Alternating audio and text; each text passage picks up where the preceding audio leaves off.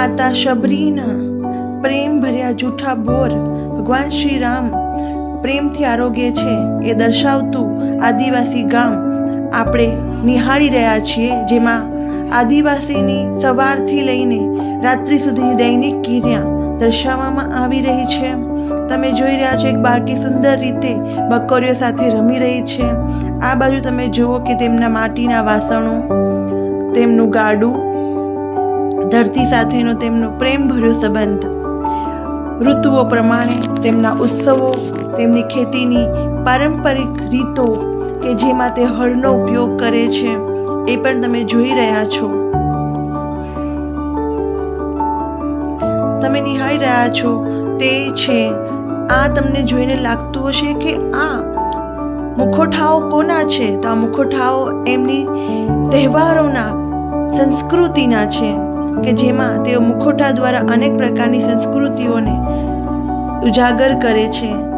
એકતાનો ભાવ તેમાં દર્શાવવામાં આવે છે. તમે જોઈ શકો છો કે તેઓ પ્રેમ અને એકબીજા સાથે જોડાયેલા રહે છે. સંસ્કૃતિના વિવિધ વાદ્યો દ્વારા તેઓ પોતાના જીવનને ખુશહાલ દર્શાવતા હોય છે, મનોરંજિત કરતા હોય છે, ડેલી તેમના જીવનની અંદર ખુશહાલી દર્શાવતા હોય છે. આજના ટેકનોલોજીનો ઉપયોગ ન કરતા તેઓ ગીત સંગીતના સાધનો દ્વારા પોતાના દિનચર્યાને ખૂબ જ સુંદર રીતે માણે છે. તમે જોઈ શકો છો વિવિધ પ્રકારના તેમના અલંકારિત વાદ્યો.